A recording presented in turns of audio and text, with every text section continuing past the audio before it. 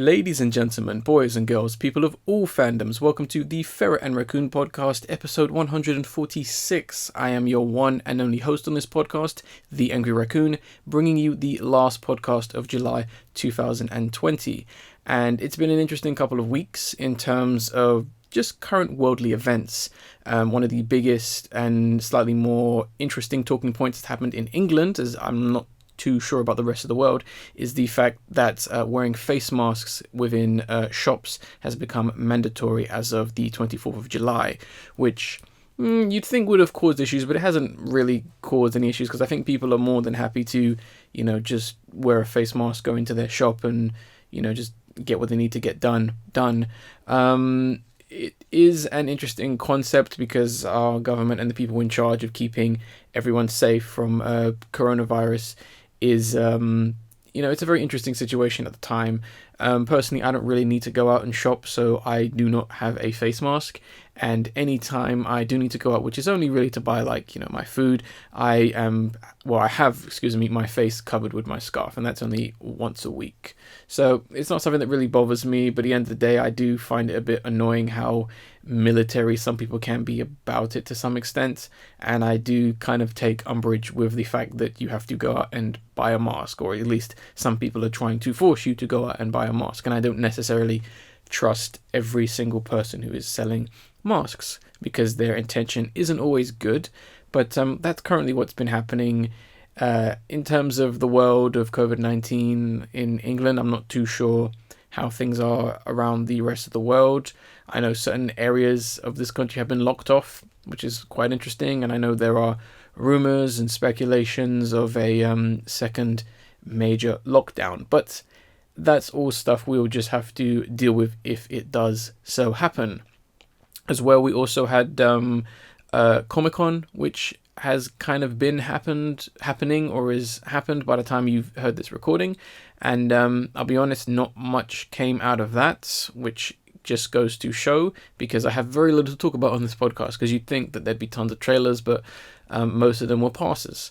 And I believe Microsoft showed off more games for its Xbox Series X console, and that was very middle of the road, honestly. It wasn't anything special, and I think a lot of people came off of it a little bit underwhelmed because they didn't really show anything that was particularly unique or interesting, and it's very hard to tell how good these games are going to look when you're watching on YouTube, but who knows. In terms of things I've done, I have been playing 3 specific games over the last just over a month now, and I haven't really talked about them because I wanted to get all 3 beaten, and that is the Crash Bandicoot N. Sane trilogy, which is a pseudo remake of the first 3 Crash Bandicoot games, Crash Bandicoot 1, 2, and 3 Warped. So I've been playing all 3 of them, and at the time of this recording, I have 100%ed, or 102, 105, and 108%ed all 3 games. I got every gem, got every crystal, got every time relic gold, or higher, which is platinum, I believe, and I got all the trophies attached to the games, even the ones in the DLC levels. And I'll be honest, I really enjoyed all 3 games. The games themselves, the main issues they do have kind of come from the way they were designed for the most part. 2 of the most frustrating things about the game is the fact that you will just slip off the edge of platforms, which is very frustrating, because you can never just barely make a jump. You have to either be in the middle or the game will just kill you. And some enemies have very odd hitboxes where you can never really tell if you can actually jump on them or hit them because you'll just randomly die. There have been plenty of cases where I've jumped on an enemy or spun an enemy out the way, they've gone flying and died, and then I've died, which makes absolutely no sense. But I think that comes from the fact that the game, or at least someone's intention, was to make sure that the game is hard, so you will die. So it does get a bit ridiculous because it honestly feels like the game is just trying to constantly, kill you just for the sake of proving the point that it's hard, which can be very frustrating. And these were the 2 main complaints I had with it. These mistakes kind of became massive issues when doing the relic time trials, because when you're trying to go really, really fast, mainly in the first two games, as the first two games they added in time trials, to which I will say don't bother with them because they're not worth it. They're very frustrating, they're not fun, and they just come across as annoying because the flaws of the game become extremely apparent. You're trying to rush through a game and you're getting killed, because of hitboxes, because the game decided you can't make that jump. Crash Bandicoot 1 was designed to teach you to be patient and take your time.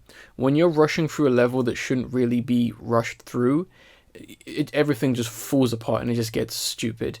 I managed to beat every, time trial and get gold at least. Some of the toughest ones were, obviously the high road, the lab from Crash Bandicoot 1. The only two I had issues with in Crash Bandicoot 2 was Piston It Away and Spaced Out. Those levels were ridiculous. And in Crash 3 Warped, I would say the only level that gave me issue was, I think it was Hang Time, because they expect you to do that in just about a minute, and that's absolute garbage. Ridiculous. And even the DLC level I didn't think it was that bad. None of the DLC levels I considered pretty hard.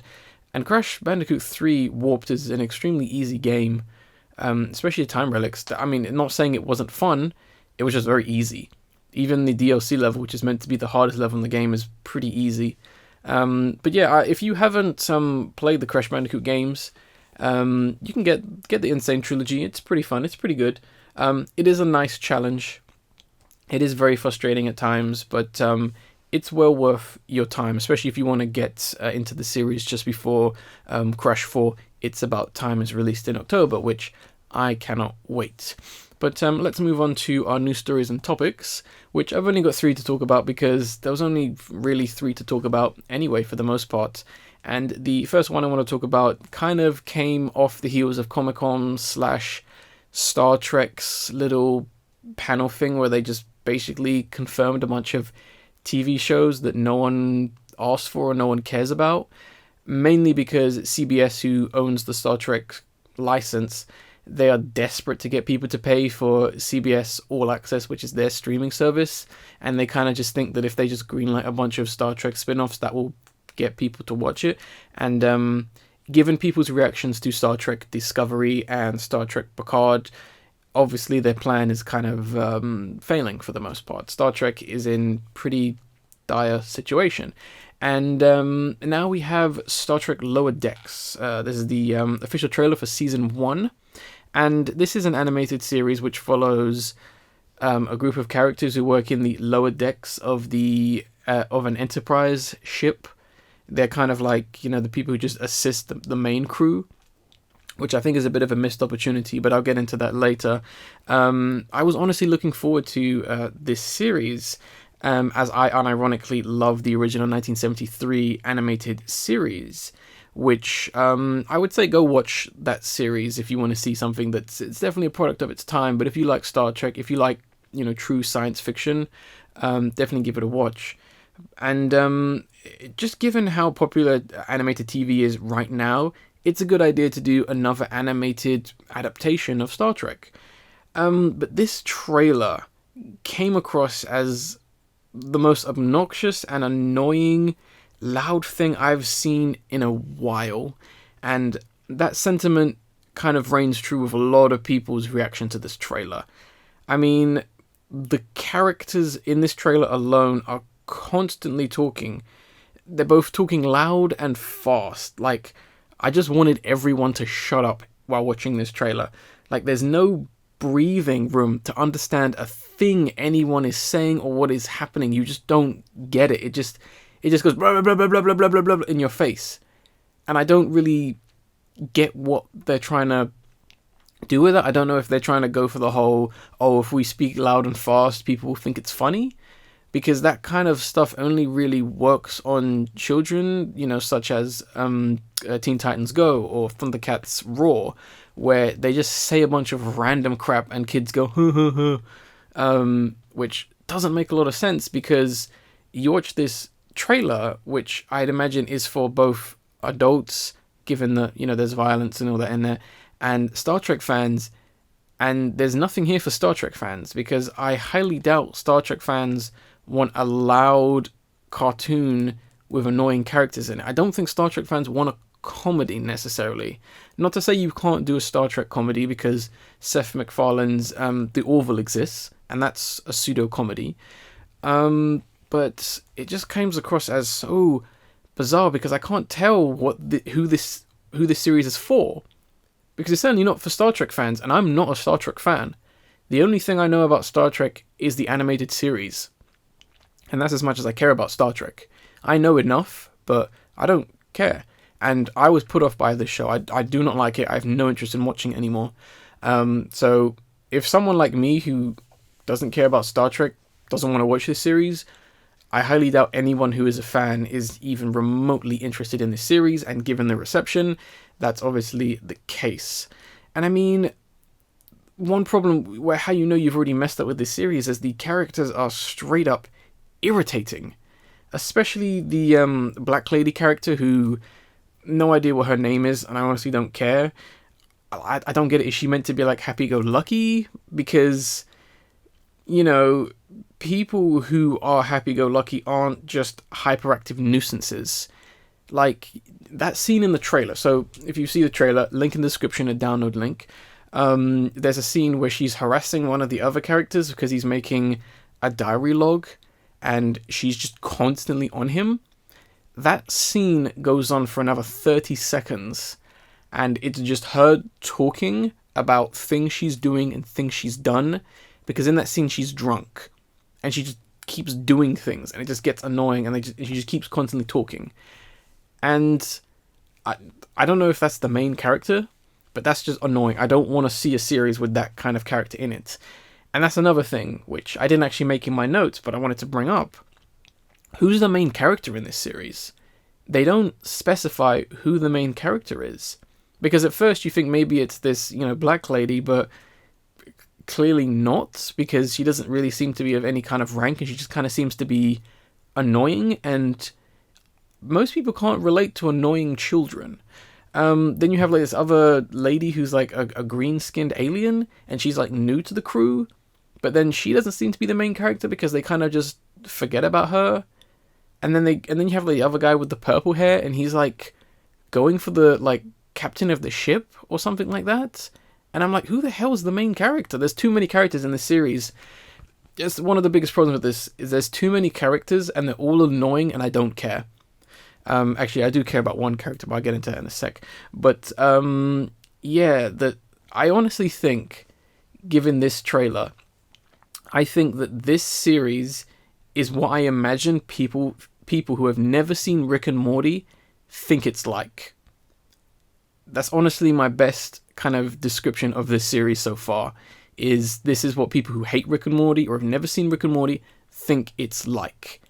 Which is pretty bad, especially given that the creators or writers or directors of the series said that it's going to be very Rick and Morty-like, which I see no sign of that in the trailer. The only thing I'm interested in this series is that cat character who's like the medic on the ship.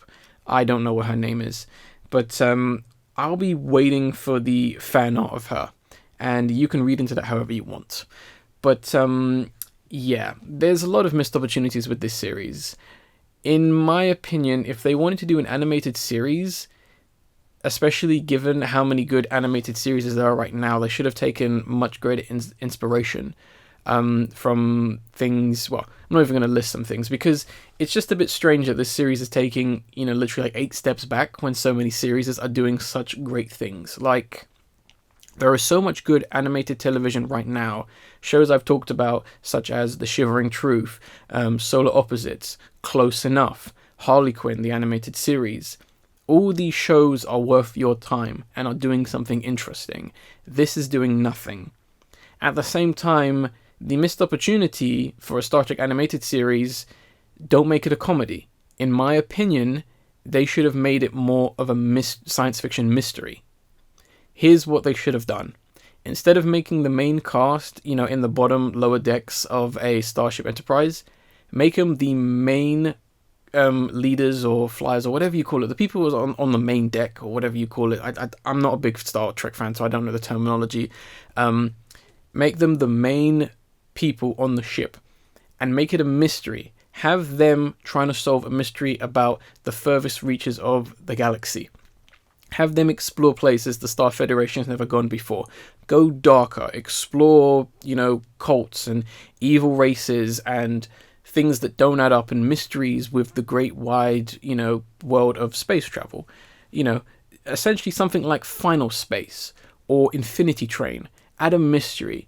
Keep people guessing. Keep people, coming up with theories and all that kind of stuff. Keep the series and keep the interest going instead of making a comedy about stupidness. That's where they should have gone, because if you look at everything CBS All Access is doing, they're not doing anything to do with mystery. All they're doing is political commentary and, trying to make references and trying to be comedies. This was a really big missed opportunity to do something interesting that could actually get a new audience, because if they came up with this theoretical, concept that I've just done, I'd be down to watch it. But no, it just comes across as some silly, stupid cartoon, and it's a little bit dumb, honestly. I have no interest in watching this series anymore. I will most likely just be watching the animated series from 1973 again, and I would recommend you do so too, even if you want to watch it ironically and just laugh at it. That's perfectly fine, because it's a better animated series than the more recent Star Trek TV shows as of right now. Oh boy. Right. Yep, a bit of a tangent, but I think it's important to mention this because I've noticed a lot of people online are already saying that the series has failed and it's dumb and all that, and yeah, it's a bad first impression. The series could be much better than what the trailer makes out to be, and at the same time, if it does get a second season, they could take on board all the criticism and make a better show. So I'm not going to write it out as of yet, but as of right now, not impressed. And I think everyone should kind of just forget about it, honestly, and talk with your wallet. Don't buy CBS All Access if you think this is bad, and just go about your day and give your money to someone else, like Adult Swim or something like that.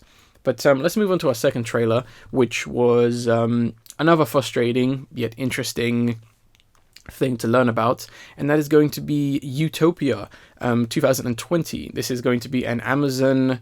Oh, I almost said the word original, but no, this is going to be an Amazon remake of the 2013 Channel 4 series of the same name. So basically, they're remaking a British drama comedy because, I don't know, Amazon is just drowning in money. But, yeah, this is essentially Amazon continuing or trying to get on the popular trend of like modern end of the world apocalypse themes and commentary on modern society, the impending future, and forced politics, which is always my favorites. Very much like shows like Westworld and Watchmen and, other series that have kind of been just kind of taken as comic book adaptations.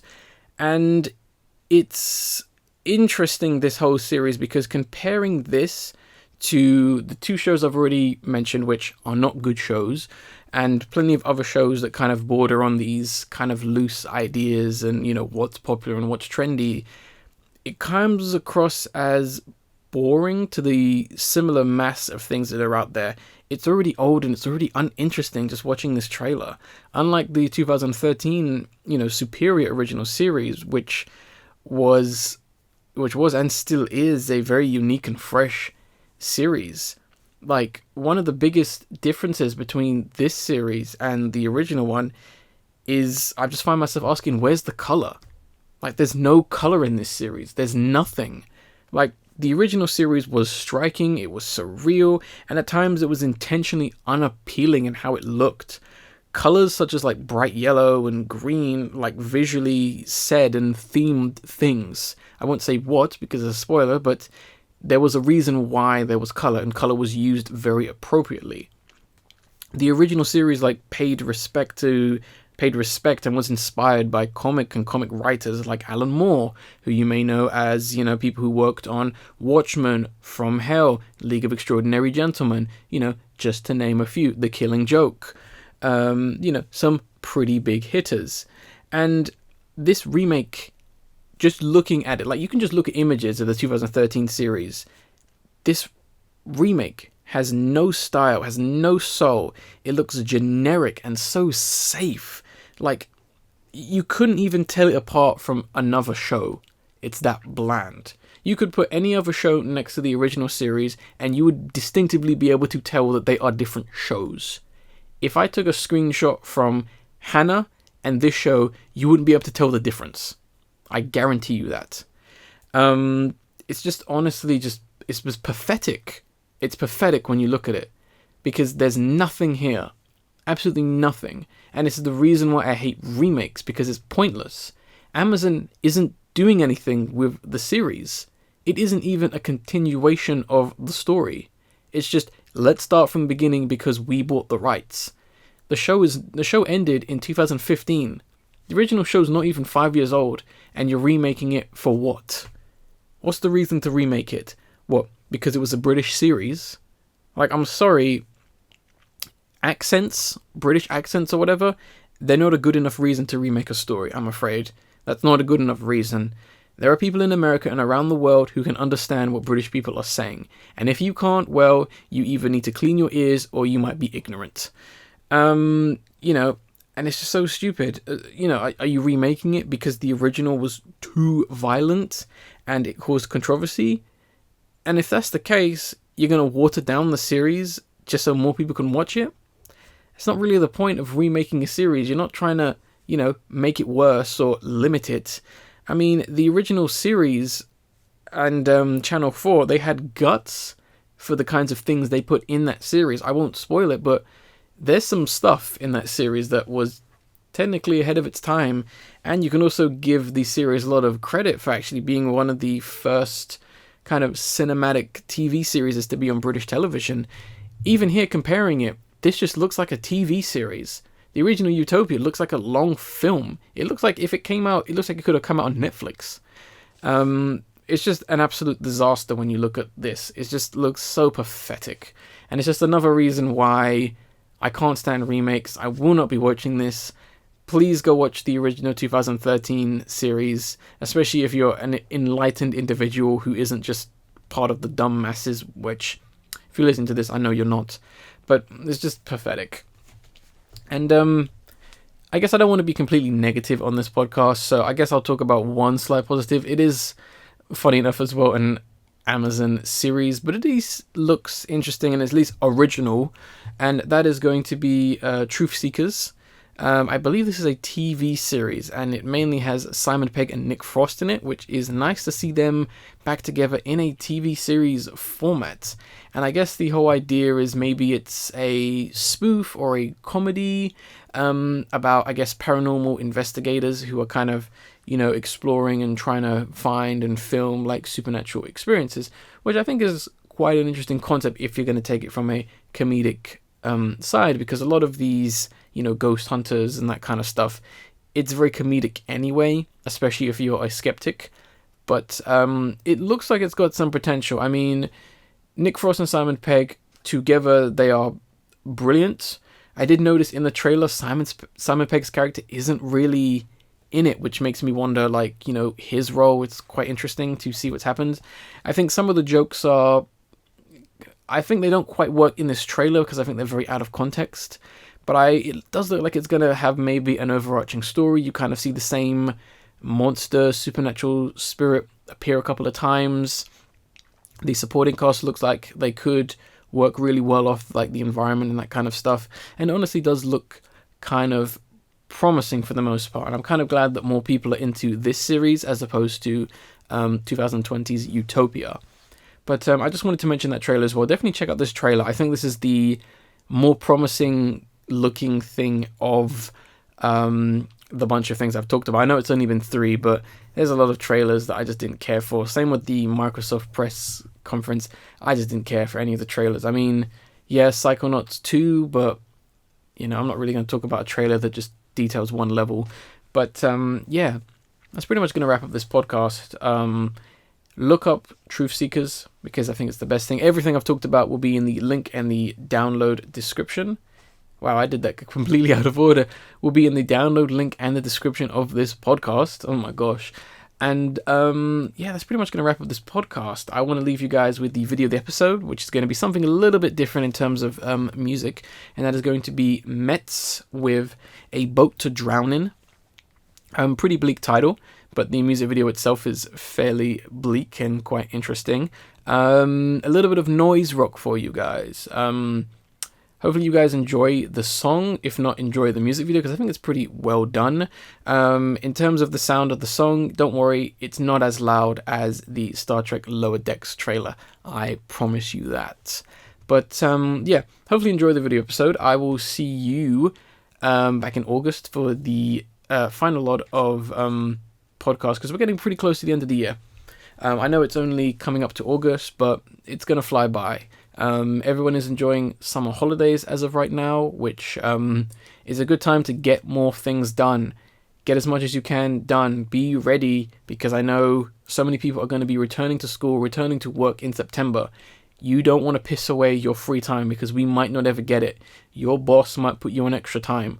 So keep that in mind. And also, just because lockdown is lifted and a lot less strict, stay safe. Like, keep washing your hands.